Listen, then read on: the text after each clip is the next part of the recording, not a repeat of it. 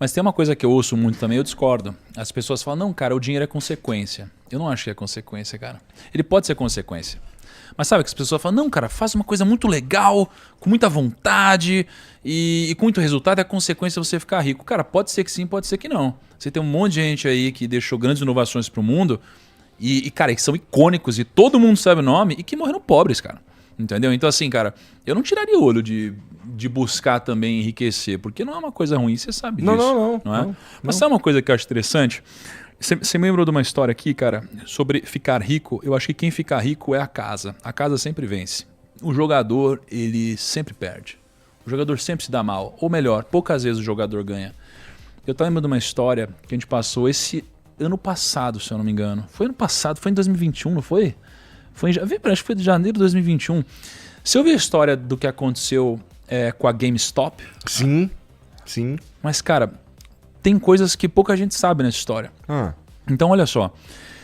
A GameStop é uma empresa que eu sempre fui super fã. Eu sou nerd pra caramba, não é?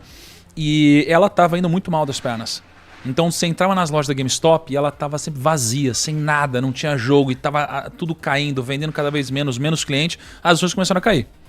Só que dá pra você ganhar dinheiro apostando que algo vai subir ou apostando que algo vai cair. Só que qual que é a lógica?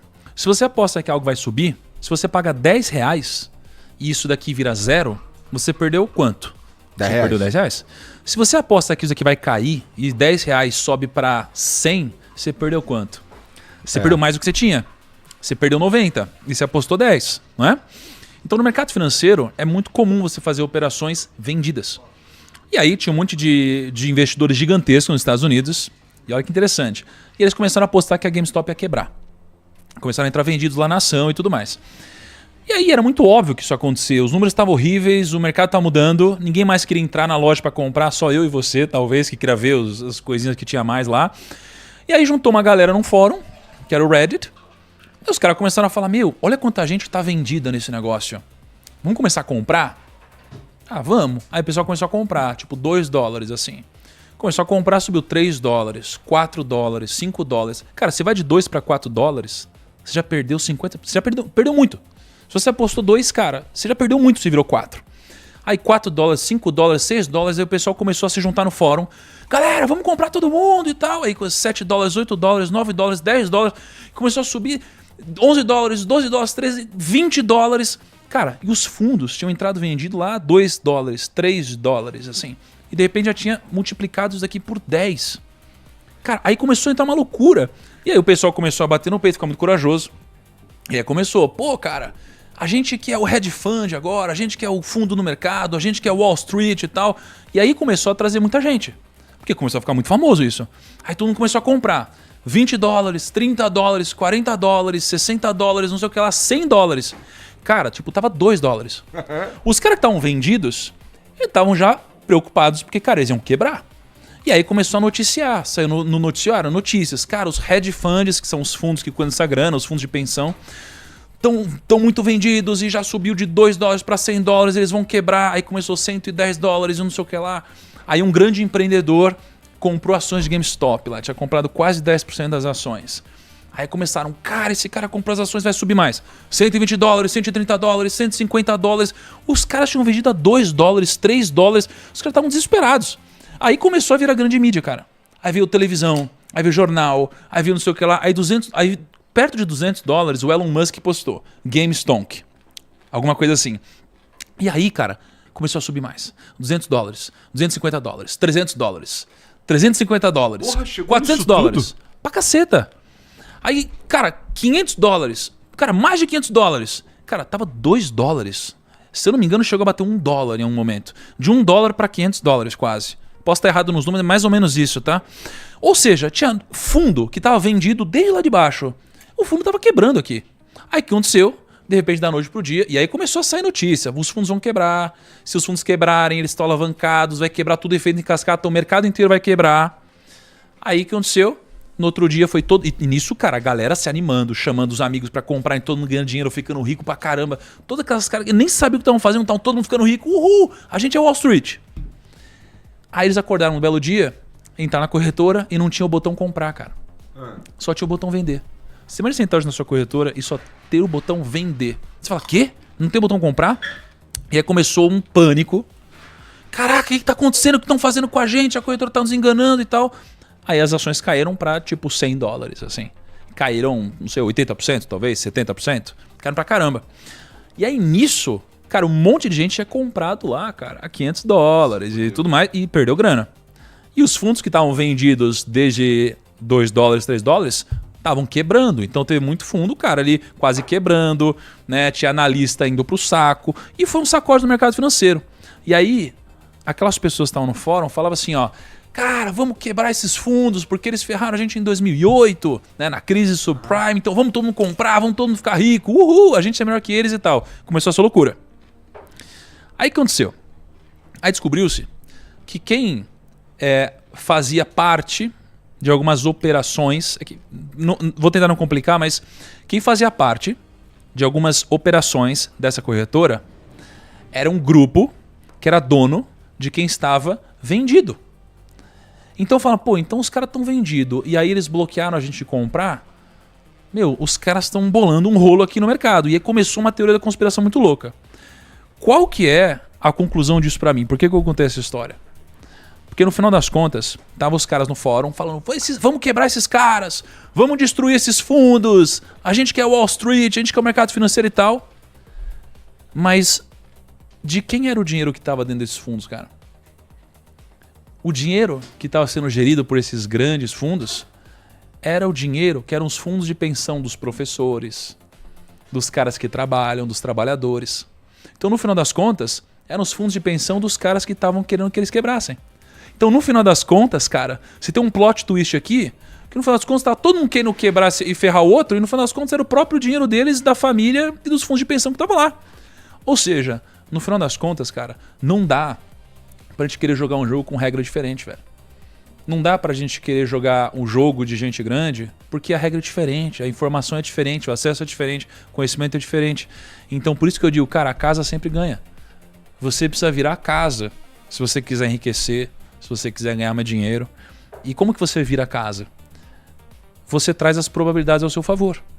Porque a casa é o cassino. Cara, o jogador nunca ganha no cassino, né? A maior chance de você ganhar dinheiro no cassino é você entrar no cassino e você jogar na roleta. E uma única vez, todo o seu patrimônio. Essa é a maior chance de ganhar no cassino. Porque você tem na roleta o preto e o vermelho, e você tem o 0 e o 00, que são verdes, né? Então você tem quase 50% de chance de ganhar. É algo entre 46% e 48% de chance, eu não sei direito. Então a sua maior chance de ganhar no cassino é jogar uma única vez na roleta all-in em alguma das cores. Quanto mais você joga, mais você perde, porque as probabilidades estão contra você. Então, para você virar o cassino, você tem que jogar as probabilidades ao seu favor, né? Então, o jogo do enriquecimento é um jogo de probabilidades. Entendeu? É um jogo de jogar as probabilidades ao seu favor e não contra. E se você quer ser o jogador e quer jogar um jogo de gente grande, você está jogando com as probabilidades contra você. E você tende a empobrecer, a fazer cagada, a viver pobre, mas com a esperança de que você vai enriquecer algum dia, mas não vai. Quando que tu entendeu isso? Em 2013, 2014, talvez. E como é que tu fez pra virar a casa? Eu passei a deixar de querer enriquecer só com os meus investimentos e passar a ter uma carteira de clientes diversificada.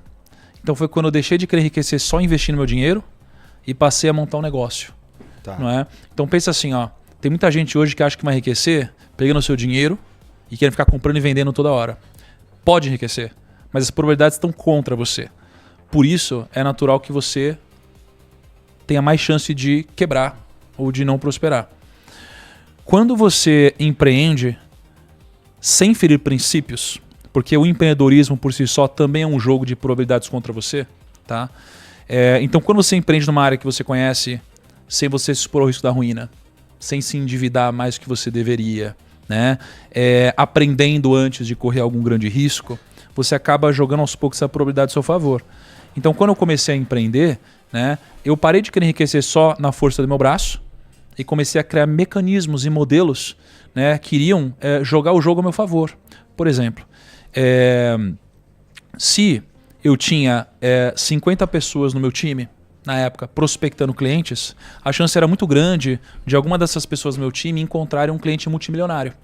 Eu sozinho tenho as probabilidades. Então, o que eu fiz foi um jogo de probabilidades. Então, eu preciso manter um custo baixo, ter fontes de aquisição diferentes. Tu sabia disso na época ou tu analisou como tu fez e, pô, até que eu fui na cagada certinho?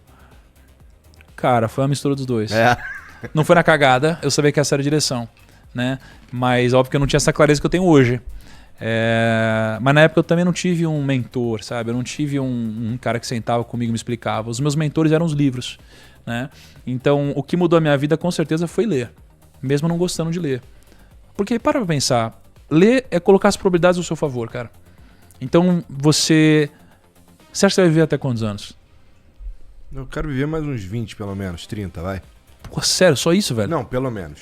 Você acha que você vai ver o quê? Você vai morrer com 60, 70 anos? Uns 70 acho que tá bom. Você pretende escrever um livro na sua vida? Eu já pensei nisso algumas vezes, mas não sei. Não sei a resposta pra isso. Fala alguém que você admira. Silvio Santos, Elon Musk. Todos eles têm livros. Todos os caras que eu admiro têm livro. Tem livro, né? Beleza.